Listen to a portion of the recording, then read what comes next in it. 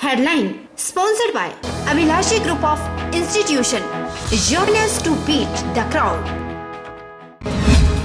प्राकृतिक खेती खुशहाल किसान योजना की निगरानी के लिए गठित उच्च राज्य स्तरीय समिति की हुई बैठक। मुख्यमंत्री बोले प्राकृतिक खेती पारंपरिक खेती से भिन्न 9.61 लाख किसानों को लाया जाएगा प्राकृतिक खेती के तहत। अब काजा में ही होंगे कोविड टेस्ट। प्रशासन ने स्थापित की मशीन, 2 वेंटिलेटर भी किए स्थापित। जनजातीय क्षेत्र के हजारों लोगों को मिलेगी सुविधा। पहले आईजीएमसी भेजे जाते थे सैंपल। बिजली विभाग यूनियन ने सरकार के संशोधन कानून 2020 का किया विरोध। बोले कानून के लागू होने से ठेकेदारी प्रथा में होगा बढ़ावा, उपभोक्ताओं को महंगी दरों में मिलेगी बिजली। और भारी बारिश से मकान क्षतिग्रस्त होने से बेघर हुई महिला के संग खड़ी गुरु रविदास महासभा। जिला प्रशासन को ज्ञापन सौंप सरकार से आवास मुहैया करवाने की उठाई मांग। नमस्कार, आप देख रहे हैं एचपी 24x7। मैं हूं जनीशा। मुख्यमंत्री जयराम ठाकुर ने प्राकृतिक खेती खुशहाल किसान योजना की निगरानी के लिए गठित उच्च राज्य स्तरीय समिति की बैठक की अध्यक्षता की। उन्होंने कहा कि राज्य सरकार वर्ष 2022 तक प्रदेश के सभी 9.61 लाख किसान परिवारों को प्राकृतिक खेती के अंतर्गत लाने के लिए प्रयासरत है। मुख्यमंत्री ने कहा कि प्राकृतिक खेती पारंपरिक खेती से भिन्न है, जिसमें खेती के विभिन्न संसाधनों का प्रयोग होता है।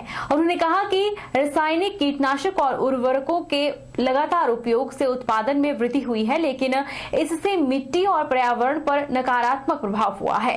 प्राकृतिक खेती के तहत रासायनिक उर्वरकों और कीटनाशकों के उपयोग के बिना विभिन्न फसलों के उत्पादन पर बल दिया जाता है। हमने ये काम शुरू किया है, धीरे धीरे लोगों की समझ में आ रहा है कि ये काम अच्छा है। धीरे धीरे अच्छे जो पढ़े लिखे लोग हैं वो भी इस तरफ रुझान कर रहे हैं और रुझान के साथ साथ में अब वो कन्विंस्ड है कि यही करना उचित है। पर्यावरण की दृष्टि से, जमीन को बचाने की दृष्टि से और उसके साथ साथ में आर्थिकी की दृष्टि से भी, जिस पे खर्चा कम हो रहा है। और उसके बाद तीसरा हमारा जो है इसकी मार्केटिंग जो है वो बहुत बेहतर है, अच्छी है। चायल चौक मुख्यमंत्री जयराम ठाकुर के गृह क्षेत्र सराज का प्रवेश द्वार माना जाता है। सराज विधानसभा क्षेत्र में एंटर करने के लिए चायल चौक में सभी छोटी बड़ी गाड़ियां, ट्रक, बस, कार, बाइक सभी को चायल चौक होकर ही जाना पड़ता है। लेकिन आजकल चायल चौक बाजार में पैदल चलना खतरे से खाली नहीं है। आवारा पशुओं का जमघट स्थानीय लोगों और आने जाने वालों के लिए बड़ा खतरा बन गया है। सुबह ही चायल चौक बाजार में ड्यूटी दे रहे जवान बीरबल सिंह पर आवारा पशुओं ने अचानक हमला कर बुरी तरह घायल कर दिया।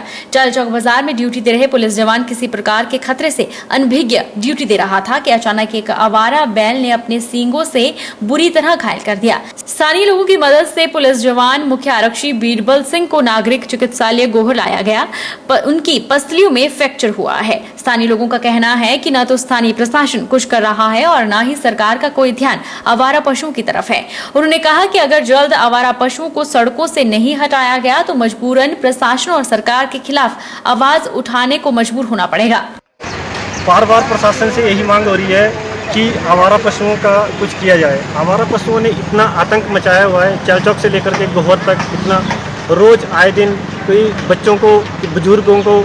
आज हाल ही अभी आधा घंटा पहले की घटना है, एक हमारे पुलिस के जवान यहाँ पे खड़े रहते हैं, बेचारे को, हाँ, ट्रैफिक पुलिस में जिनकी ड्यूटी लगी है, तो बैल आता है और उनको भी मार के चला जाता है। कुछ ही दिन पहले इस बैल ने एक व्यक्ति कोल्लू निवासी को बहुत बुरी तरह से घायल किया, ठीक है जी। उसके बाद आज इसी बैल ने एक हमारे पुलिसकर्मी को यहाँ पर, जिनकी ड्यूटी यहाँ पर रहती है, उनको भी मतलब बुरी तरह से ऐसे उठाकर नीचे फेंका, ठीक है जी। तो इससे पहले भी इसी बैल ने एक हमारे जो पिंकू जी है उनका नाम, वो बस चालक हैं पठान से, तो उनको भी ये मतलब घायल कर चुके हैं। हम यहाँ ट्रैफिक पॉइंट पर खड़े हुए थे जी।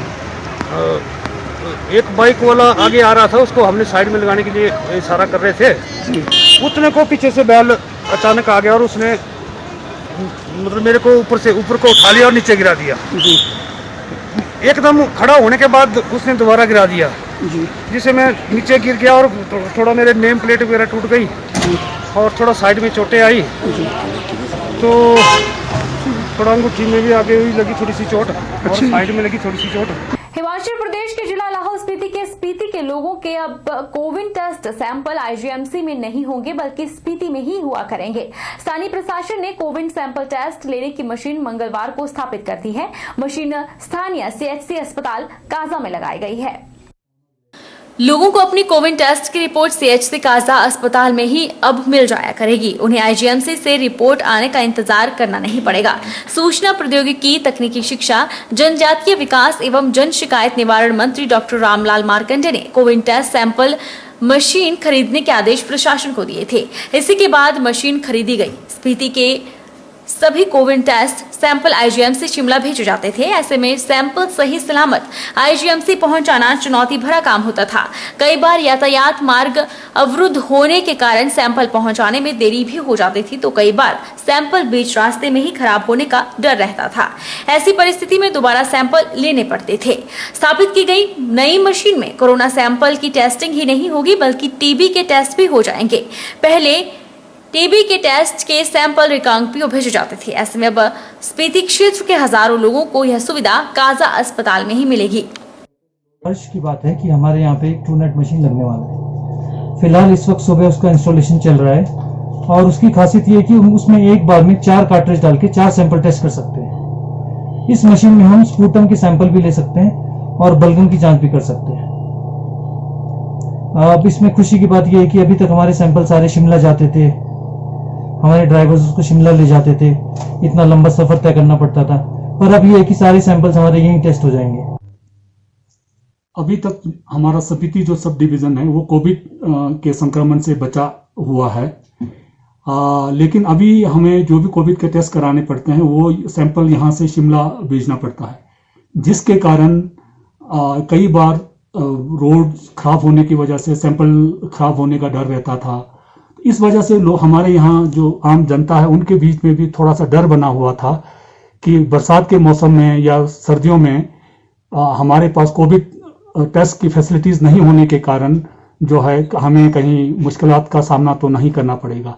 नूरपुर जोन के बिजली कर्मचारियों ने विद्युत मंडल नूरपुर में बिजली संशोधन कानून 2020 को लेकर सरकार के विरुद्ध रोष प्रकट किया और कहा कि यह सरकार बिजली कर्मचारियों की हितैषी है, न कि इसे लोगों से कुछ मतलब है।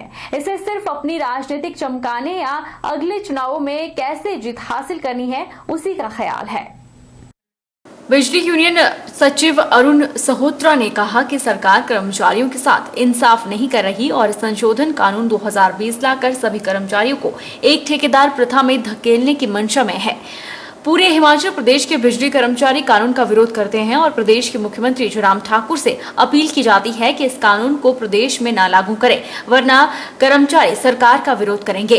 उन्होंने यह भी कहा कि मौजूदा सरकार चाहे प्रदेश की हो चाहे केंद्र की हो, वह कई सरकारी विभागों का निजीकरण कर चुकी है और कर रही है। यह न तो कर्मचारियों के हित में है और न ही देश के हित के लिए कोई सही फैसला है।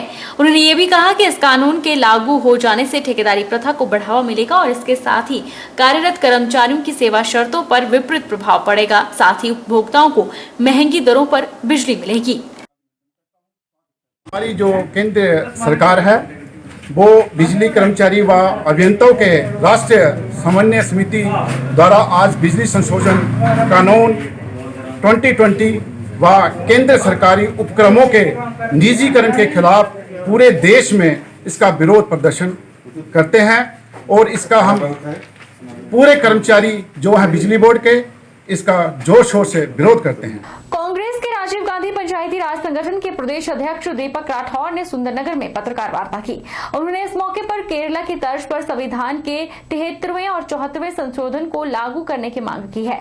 उन्होंने कहा कि वर्तमान सरकार पंचायती राज की शक्ति विहीन कर चुकी है, जबकि 15वें वित्त आयोग की एक किश्त भी जारी नहीं हो पाई है। राठौर ने कहा कि दिल्ली की लाल किले के प्राचीन से प्रधान सेवक आत्मनिर्भर बनने की बात करते हैं, जबकि पंचायती राज को बर्बाद करने में आजकल की सरकार लगी है। आने वाले समय में नवंबर-दिसंबर में चुनाव भी होना है और अभी एक भी किस्त जो है 15वें वित्त आयोग की जारी नहीं हुई है। प्रदेश के लिए दुर्भाग्य का विषय है। इसी के साथ अगर हम बात करते हैं, जो एनओसी देने की ताकत हमारी पंचायतों के पास सुरक्षित थी, जो हमारी ग्राम सभाएं निर्णय लेती थी कि हमने क्या काम होने देना है, क्या काम नहीं होने देना है, अगर उसकी बात करते हैं तो कुछ ही समय पहले, लगभग 2 वर्ष पहले, पंचायतों से ये एनओसी देने का अधिकार भी छीन लिया है।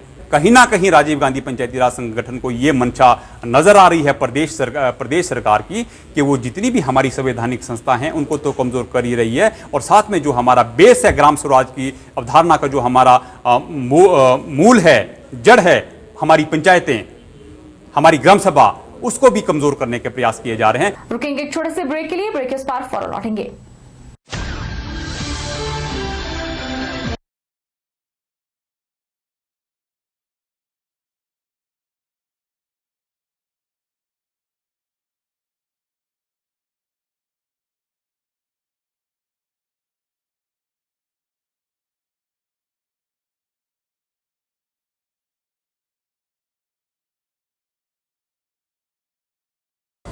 मंडी जिला दवा विक्रेता संघ की ओर से समस्त देशवासियों को, प्रदेशवासियों को और जिला वासियों को आज़ादी के 73वें स्वतंत्रता दिवस की हार्दिक शुभकामनाएं। कोरोना महामारी के इस दौर में आप अपना और दूसरों का ख्याल रखें, मास्क सही तरीके से पहनें ताकि हमारा देश प्रदेश कोरोना जैसे महामारी से जल्द मुक्त हो सके। जय हिंद।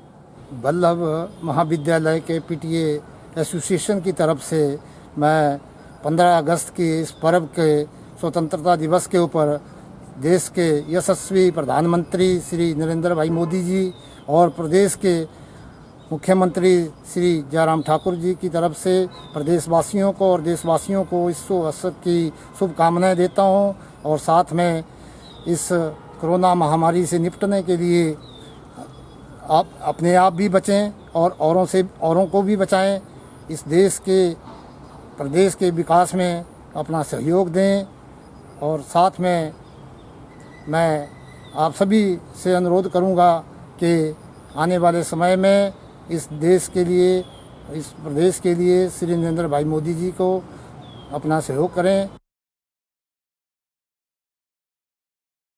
हिमाचल प्रदेश ग्रामीण बैंक हिमाचल के सभी निवासियों एवं बैंक के सभी सम्मानित ग्राहकों को 74वें स्वतंत्रता दिवस की हार्दिक बधाई देता हूं। इस दिवस पर हम अपने सभी स्वतंत्रता सेनानियों एवं शहीदों को उनके अदम्य साहस एवं योगदान को याद करते हैं। स्वतंत्रता के पश्चात आज तक भारत ने हर क्षेत्र में चहुमुखी विकास किया है। हिमाचल प्रदेश ग्रामीण बैंक, जिसकी स्थापना सन 1976 में मंडी शहर में हुई, और आज यह बैंक हिमाचल राज्य में अपनी 265 शाखाओं एवं 5 क्षेत्रीय कार्यालयों के माध्यम से यहाँ के निवासियों एवं सुदूर गाँवों तक बैंकिंग सेवा उपलब्ध करा रहा है। समय के इस सोपान में वर्ष 2020 अन्य चुनौतियों के साथ कोविड-19 नाम की महामारी से संपूर्ण संसार ग्रस्त है एवं इसके द्वारा उत्पन्न चुनौतियाँ भी अधिक है। हमारा प्रदेश इससे अछूता नहीं है, फिर भी अन्य राज्यों की अपेक्षा हमारे प्रदेश में इसका प्रकोप कम है। यह राज्य सरकार, केंद्र सरकार एवं हिमाचल की जनता के सक्रिय सहयोग से संभव हो सका है। इस कोविड-19 के संकट में हमारा बैंक राज्य की आर्थिक गतिविधियों को गति प्रदान करने हेतु सरकार द्वारा जारी दिशा निर्देशों का अनुपालन करते हुए राज्य की जनता को समानुकाल रियायतें एवं वित्तीय सुविधाएं प्रदान कर रहा है। इस बार जैसा कि आप जानते हैं कि वन महोत्सव का आयोजन बरसात में किया जाता है, और 21 जुलाई को प्रदेश का वन महोत्सव शिमला में आयोजित किया गया था। इसके पश्चात पूरे प्रदेश भर में पौधरोपण किया जा रहा है। वन मंडल मंडी में इस बार लगभग 380 हेक्टेयर में हम पौधरोपण कर रहे हैं, और जिसमें कि लगभग 3 लाख पौधे हम रोपित करेंगे। इस दौरान जो है वो विभिन्न प्रजातियों के पौधे हम लगा रहे हैं। मैं सबसे आह्वान करता हूं कि वो ज़्यादा से ज़्यादा पेड़ पौधे लगाएं, उनका संरक्षण करें, संवर्धन करें, ताकि हम अपने जो पर्यावरण है उसको स्वच्छ रख सकें, साफ सुथरा रख सकें। मैं स्वतंत्रता दिवस के अवसर पर प्रदेशवासियों को व खासकर मंडी वासियों को बहुत बहुत हार्दिक शुभकामनाएं देता हूं, और इस अवसर पर हमारे रोटरी क्लब के district governor CA Devendra Singh ji ने सर्वाइकल कैंसर वैक्सीनेशन पे उन्होंने अभियान शुरू किया है, और इसके लिए उन्होंने घोषणा की है कि वह अगर कोई क्लब अगर 50 गर्ल चाइल्ड को अडॉप्ट करता है तो उतने ही गर्ल चाइल्ड को जो है डिस्ट्रिक्ट की ओर से भी स्पॉन्सर किए जाएंगे।